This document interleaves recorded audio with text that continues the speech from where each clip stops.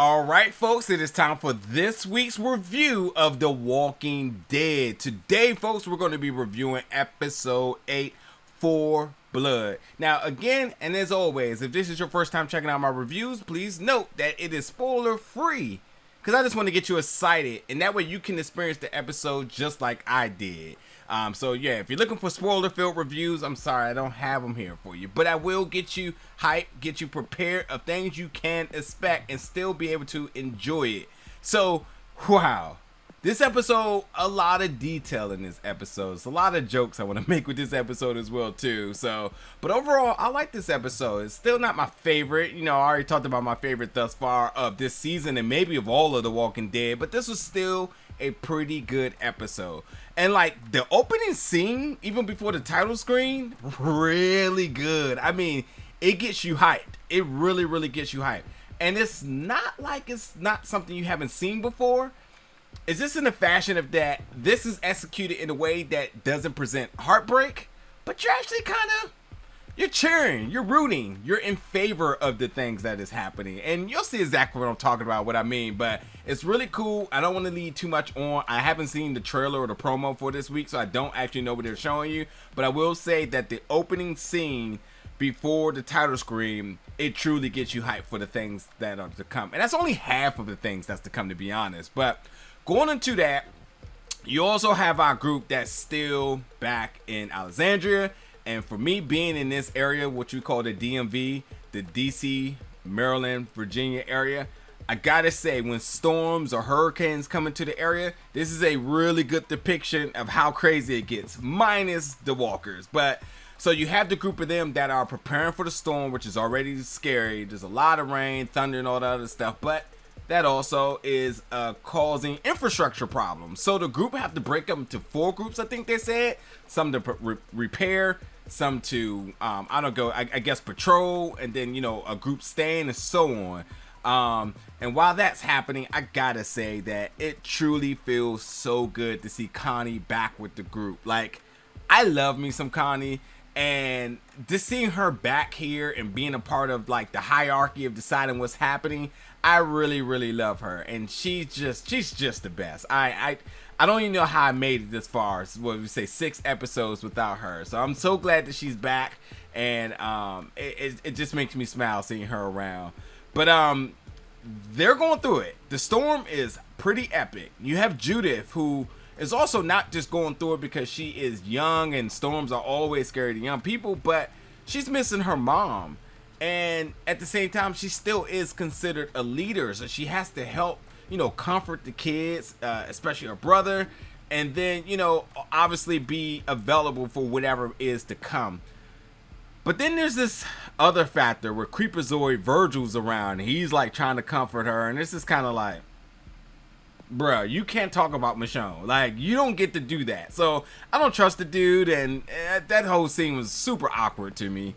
But as I said, she's still a leader, and so she really doesn't have time to really be like upfront about her emotions often. So like seeing her in that fashion, you know, she's quickly reminded that yeah, she's a kid. Yes, it's okay to miss her mother, but she still has to be the protector of the group, especially the kids, her brother. She just has a lot of responsibility for her. So you sympathize with Judith a lot. You really, really do.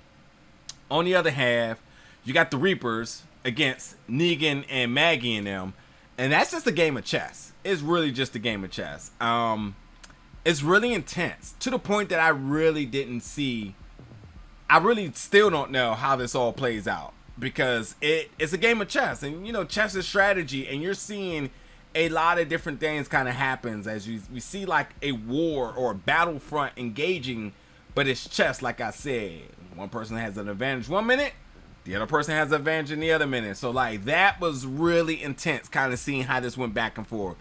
And you know, they showed some aerial shots of things. CGI was a little bit heavy, a little bit wonky, but you know, I can get over that. But you know, just as I should note. But I'm gonna come back to that in a second. I have to talk about my favorite scene of this episode, without a doubt. So back in Alexandria, when they're, you know, trying to really, you know, hold up shelter for the storm and for the walkers who are they infiltrated Alexandria, and so they're a threat, and ultimately a threat to where everybody's hiding out at. Rosita goes apeshit. It is so cool. They show Rosita completely slaying walkers, and Judith watching her from inside is in the storm with the lightning, the thunder, and everything. It is one of the most epic scenes I've seen of this season. Truly the most epic scene I've seen Rosita. So badass. Easily my favorite scene. Like, wait till you all see that. It is so good. So good. Really epic. Y'all remember the movie 300, right? The movie where this is Sparta, and then the Spartan kick, and the guy fell down the well and everything. And that's like the most iconic scene in 300. Well, one of them. There is another one.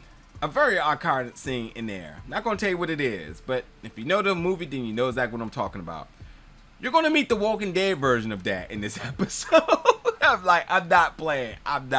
You really will. Daryl turns into Dominic Toretto of the Fast series with Leah. And ultimately, Daryl and Leah turn into Dwight and Sherry. So, you figure that out there, like what I'm talking about. Like, things, yeah. And then the Pope. This guy just preaching his whole life away. That's all I can say about him. Gabriel has a pretty cool scene. He's pretty badass this whole season, to be honest. But he definitely has a pretty badass scene in this as well. And then there's a major cliffhanger. And I kept wondering, for the life of me in this episode, how would this episode end? It's only fitting that it was on a cliffhanger on epic proportions, and that's what this did. So I cannot wait for next week, because it has to pick up immediately where this one ended off at, because things are getting real. Things are really getting real. So you're going to see, this was a pretty cool episode. I enjoyed it. Definitely had, again, some really memorable scenes from this episode, but ultimately I can't wait to see what's next for next week's episode 9. But yeah, this is my review of episode 8. 4 Blood. Folks, as always, each and every week, jump in the comments. Let me know your thoughts about this episode. And stay tuned for more reviews of The Walking Dead, Fear the Walking Dead, and Walking Dead World Beyond. All of them are coming. It's going to be a busy month, folks. Yeah, stay tuned for that. And I'll see you around next week for another review.